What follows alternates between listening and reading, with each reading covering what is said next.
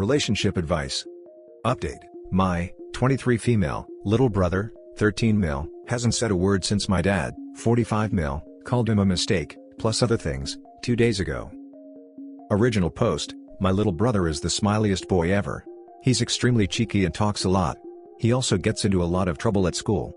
Not too bad, it's usually just, your son keeps interrupting class, your son doesn't listen to instructions, your son is very loud on the bus, your son may be a bit distracting at times. Like I said, not too bad. My dad says otherwise. My dad and brother don't have the best relationship. In fact, they seem to argue every day. I think it's because my brother isn't the ideal son my dad wanted. Bro is an art kid, dad is a typical sports guy. I know it isn't right to take sides, but my dad is being a bit much with my brother. He's a good kid just with a lot of energy. He gets good grades too, so there isn't really much my dad can use against him. 2 days ago, my brother got into trouble at school again. Apparently, he was talking while the teacher was talking, and when asked to leave the classroom, he refused. I definitely think there is something else that isn't being revealed, because my brother doesn't do that. He'd crack a joke or two, but he wouldn't just swear at the teacher for no reason. My brother hates it when people swear. My dad didn't care if the situation seemed odd.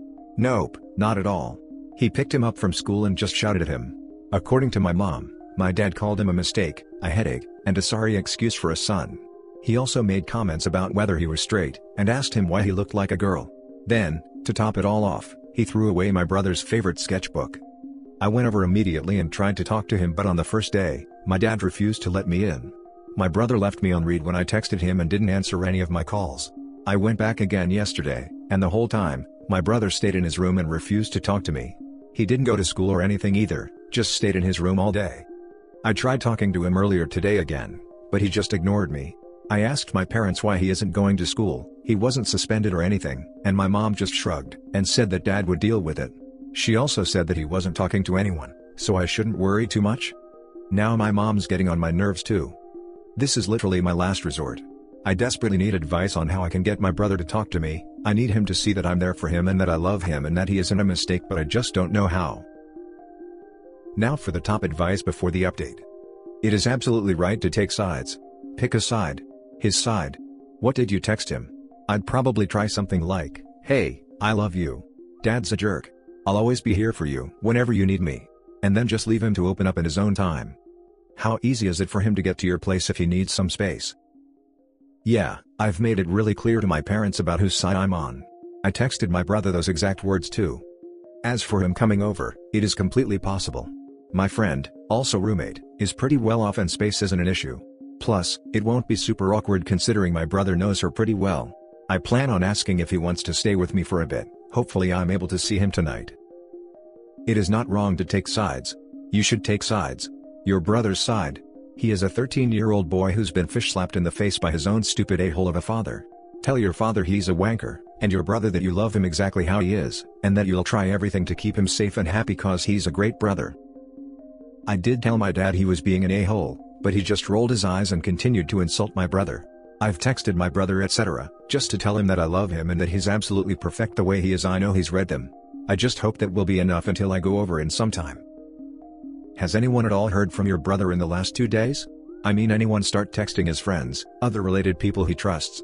If no one has spoken or had any contact with him in over 2 days besides your dad, there may be something going on that needs a higher authority, police not God, involved, to make sure your brother is safe.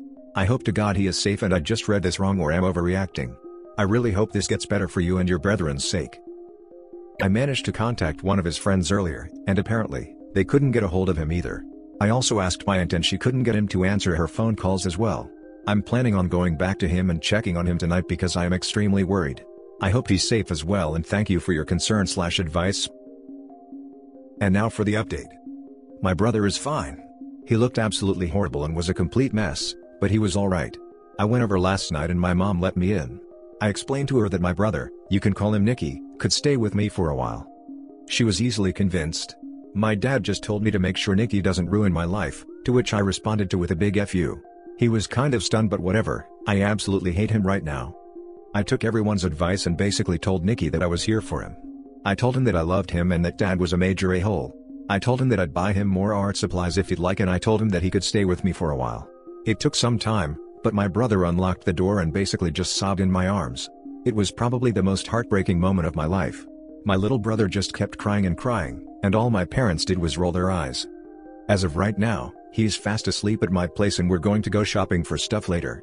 He'll also go back to school after the weekend. And some people asked if he was in the closet or had ADHD, and to that all I have to say is that if he was a part of the LGBT community or if he did have ADHD, I would still love him all the same. I told him that as well, less directly obviously, and he just smiled. He was pretty exhausted last night. As his older sister who raised him ever since he was a little baby, these past few days were really tough, but they were much harder on my brother. He is definitely going to be staying with me for a while, and although I can't guarantee anything, I have school and work, I'll try my absolute hardest to protect him from my parents. Thank you to everyone who gave advice/support, and thank you so much for worrying about Nikki, I really appreciated it. Now for some top comments. I am not a violent person, but I want to knock your father's teeth out. You did good. I'm not either, but I would be waiting in line. My dad told me with venom when I was 17, that I have a black heart and I'll never change. He went on about why would I even pretend to be a good person, when I'm obviously not. He was angry about something so small and unimportant. The next day he apologized by saying, "I'm sorry you got upset." I'm now in my 30s, and I will never forget what he said. I can honestly say that those few words changed my life. It took me a long time to get out of the depression that followed, and to learn to love and accept myself. My dad and I have a decent relationship now, but I don't love him. I'm really sorry for your brother. He needs to know that your dad is a liar, and that he is wanted and loved. My brother called me a waste of space when I was 18. I am now 24 and depressed. I want to think I am otherwise. We will see. Practical advice. Document. Keep all receipts, and document this story with as many corroborating details as you can. It is better to have this ready, in case your parents try to loose their venom on you, than to have to scramble. I can visualize them calling the cops or protective services, saying you kidnapped him. He is very lucky to have you in his life. Please keep being the wonderful person you are. Now for the next story. Update. I, 14 male, hit my 16 female cousin, and now my family is upset and no one but my dad believe me. Original post. I know based off the title and being judged extra hard. I don't condone harming a woman, and if I could go back, I would. What's done is done and now my family is in turmoil. So, my auntie and uncle came to my house to talk to my parents. I thought this was stupid because of COVID, but they went ahead and came anyway. They brought my cousin who we will call Carly. Me and Carly get along fine, but yesterday, we did not. We started to argue about a game system. It was a stupid argument of who got the good controller and bad controller. Everything went downhill when I would not give her the good one. It's my system. She tried to take the remote from me, but in the process, slapped me across the face with her nails. I started bleeding, so I got up and walked to the bathroom. I don't know if she had an adrenaline rush, but all I hear is, "My nails." She grabs me, and punched me in the face. In the heat of the moment, I punched her in the stomach and she fell over screaming. Her dad comes up the stairs, and without asking any questions beelines towards me.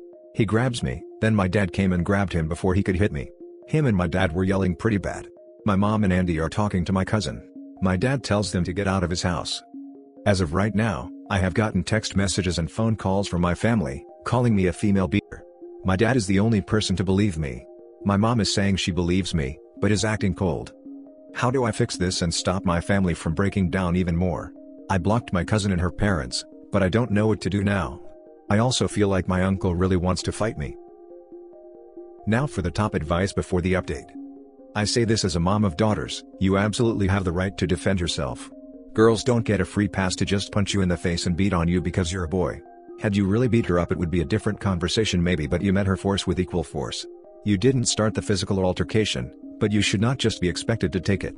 A man should never hit a woman, but a woman should also never hit a man. I agree with you.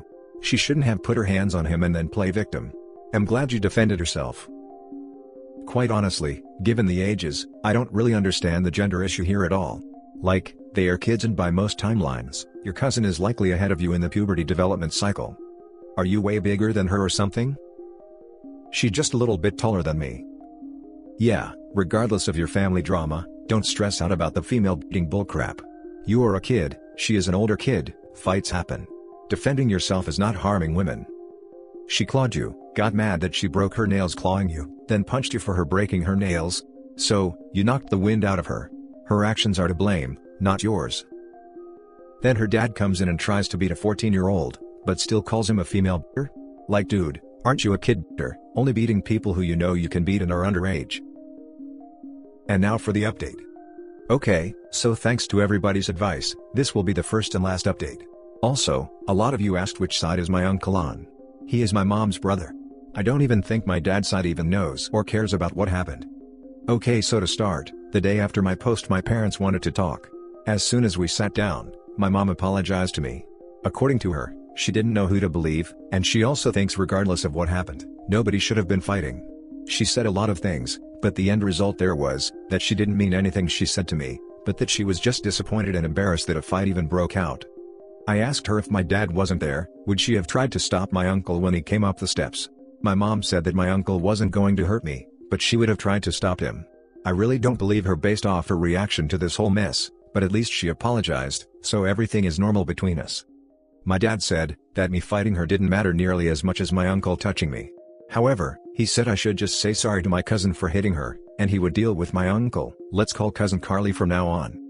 For Reddit advice, I explained that I shouldn't have to apologize for hitting her if it was self-defense. He just told me that sometimes you have to be the mature one in a situation.